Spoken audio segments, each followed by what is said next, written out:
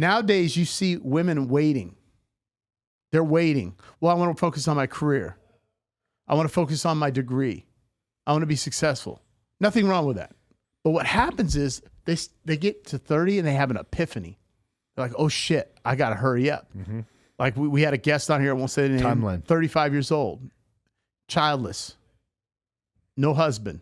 You're at that, we call it hitting the wall. Yeah.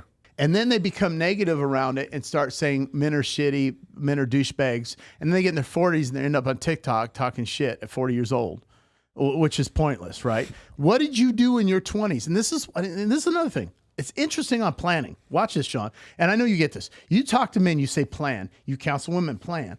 I ask a woman on the show, what's your 2 to 5 year plan? I don't know. You don't know. But yet you want a quality man. You're 35 years old. Social media and dating apps give women constant attention and options, creating the illusion time is on their side. Meanwhile, as commitment gets delayed, at least the pets they adopt end up with a loving home. I have a question for the older women on the panel. Mm-hmm. When do you think women start to lower their standards, if ever? I didn't want to believe it when I heard Kevin Samuels say 60 because I thought that was so far off. But I really do believe, because we have this thing, you know, black don't crack or whatever. I'm still 47. In 3 years, I'll be half 100. I should move differently than someone that's 27. So I would say women mistakenly think I can still compete in that arena, so I shouldn't have to settle. And then you end up in your 50s and 60s alone, and then you say, okay, I'll just be happy to have anyone. Every guy she ignored when options were endless? Keep that same energy. Don't become the safety net now that the spotlight's fading. She chose ego and attention. Now it's silence, cats, and reflection. Men, stay disciplined and hold the line. That wall hits you, ladies, it's going to hit hard. And it's going to hurt. And you're going to be bitter. And you're going to hate Kevin Samuels. You're going to hate Andrew Tate. You're going to hate Rollo Tomaso. You're going to hate Michael Sartain. You're going to hate Black Ice. You're going to hate Glenn Lawrence. You're going to hate Pearl. You're going to hate Fresh and Fit. You're going to hate us.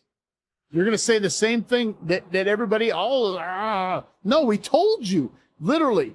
Because I picked him out. I said, my God, I feel bad for the guy that's going to end up with her. And it was the prettiest girl in school. It was a cheerleader. It was the who's who club. And now I look at him and I'm like, whoa, you're alone. What happened?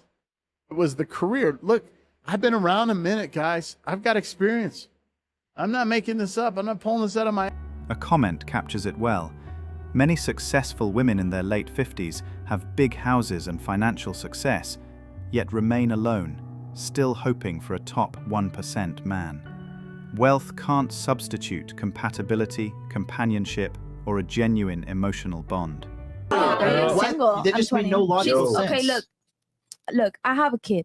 I used to be like that until I had my kid. Now that I have my kid, like, I might be this, I'm a boss bitch, but deep down in my heart, I would do absolutely anything to be at home and be, like, always with my child. There you go. But unfortunately, and have a man protecting you. Stop acting like, stop leaving out the man part. Right. Because for you to be home with your child, that means you got a man holding you down, protecting you. And that's what I'm saying. Like, he's right. And that shit's hard. Like, but unfortunately, since I'm by myself, I gotta hustle, you know. Yeah. But I would do anything to have a man like that. That's what we saying. That's exactly. Thank you. God bless you. God bless you for telling the fucking truth. The I don't need a man mindset often shifts when real responsibilities hit. Many quietly admit they'd appreciate support. Proving independence sometimes masks a deeper desire for partnership and security. I often do videos talking about the fact that I'm 39, single and happy, but today I wanted to tell you about the worst thing about being single. Gotta keep it real, it's not always easy. So yeah, the worst thing about being single is finances. I have to pay for everything myself. There is no one to share a single bill with. But I'm being serious. Mortgage or rent, bills, food, everything. I get to share costs with nobody. Independence comes with a price. Freedom also brings full responsibility. The bills, the pressure, the solitude aren't shared when you choose to stand alone. The reality of being your own boss isn't just emotional, it's financial and demanding too. Got another complaint about late-stage capitalism, specifically about being a single woman, which I do recognize that we can't romanticize the past here all the time, because women couldn't even own their own credit card until like what, the 70s? The fight for independence and autonomy and respect as a single woman in particular. So it's such a fucking uphill battle, and one of those things is the fact that those hidden costs, I guess I could say, is that I have never had a wedding shower, any sort of shower. Every single thing I've had to buy myself, and everything breaks. Nothing is good quality. My laundry basket that I took forever to decide on, I spent like 6 months deciding what laundry basket I wanted, what would fit in my apartment, what my budget for a laundry basket was. I found a cheap one that looked exactly like what I wanted, but at Ross Dress for Less. That was within my budget. I got it. It's already broken. And I just get so fucking frustrated that nothing works, everything breaks, and that this is like such a hidden cost of if you are not sharing these things with someone else, or if you are not being bought these things, these are just like other disposable income things that add up, that if your paycheck is only enough to pay for bills, like, you don't want your items to break. Like, also, like, my, God, I'm just getting so fucking frustrated. I'm kind of, like, at my wit's end right now. Like, my vacuum kind of was, like, breaking, and I'm just like, great, now I, like, seriously. Men have handled these pressures quietly for years.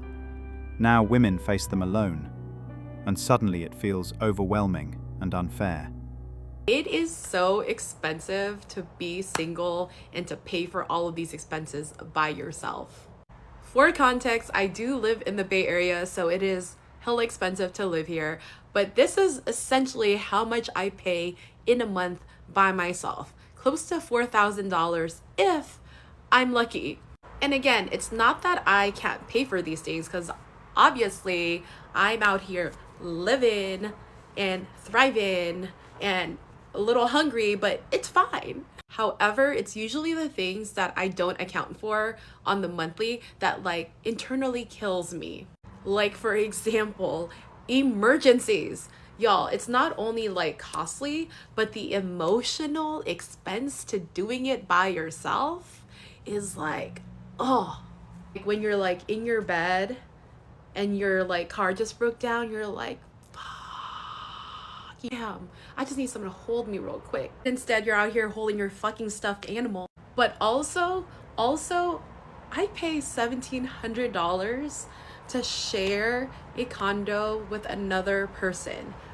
Can I afford my own place? Sure, but it would actually be cheaper if I was splitting those expenses with someone else. You can pay your bills, but that isn't thriving. It's survival, masked with smoothies and retail therapy. Calling it empowerment doesn't change the truth. Financial strain and emotional exhaustion aren't freedom. They're quiet desperation dressed up as independence. I just had to pay $403 on my car registration because I live in California. And now I'm spending more money to get it washed. If you live in another state, how much is your car registration? Convince me to move somewhere. Of course, that would come on now. Plus I just had to fill up. FML. You wanted freedom, right? Single, independent, living your best life? With car payments, $7 gas, and loneliness riding shotgun straight to Brokeville. Enjoy the independence you fought so hard for. Don't get me wrong, I love being single and I love living alone. It's great, it's fantastic, but fuck, it's expensive. Ah! I just spent $600 on brakes on my car, just on the front part of the car, because I couldn't afford all 4 brakes and axles and rotors and whatever the fuck. And then now I just paid my car payment, which is $500, so I just blew $1,100 in like 3 hours, and it wasn't even like fun, you know? Fuck. Sorry, it's just so overwhelming. Like, you work and you work and you work and you work and you work and you work, and it's just to pay off like your basic necessities. Ah! I don't need a man flips to where's my husband real fast when the $1,100 car bill hits. Independence tastes different with debt. The boss babe tax is monthly, no exceptions. I feel like nobody's talking about this, so I am going to. Why is this that being single is actually so expensive? I have signed up for every hobby you could think of. I have gone on yoga retreats, I have signed up for surfing, I have signed up for pottery, hot yoga, hot Pilates, sitting at coffee shops. I physically have been trying to pour into my cup and fill up my free time, but I didn't know how expensive that this was going to be. And I physically and financially can just not anymore. I don't know what else to do. I can't believe that this is what life has come to. She thought healing was soft life until her credit card started sobbing louder than her. She's not single. She's financially cuffed to yoga mats, pottery classes, oat milk lattes, and a weekly self-love crisis she can't afford. Why isn't anybody talking about the single tax? It is significantly more expensive to be single, to the point that it's like economically irresponsible to cook when you're single. It costs $75 to make a meal, not to mention the cost of running the dishwasher, washing up all of the pots and pans. And then what am I gonna do, eat lasagna for 6 days? When I could use Uber Eats and one of their various codes each week to get a salad for $9. Imagine paying half your rent because you share your apartment with somebody, half your electricity bills, half your cable, Hulu, Amazon, Netflix subscriptions. When you're going to the airport on a trip, you don't have to pay $70 for an Uber by yourself because you're splitting it with somebody. Forget saving money on a Costco membership. When am I ever going to use 36 apples? It's honestly the only argument I have for getting in a relationship. It is expensive to stay single. Just imagine if there were no more single people. The food and beverage industry would just like collapse. Wake up. This single tax is a brutal scam. No rescue team, no Prince Charming. Just bills, burnout, and your bank account begging for mercy while you pretend it's empowerment. Thanks for watching Manhood.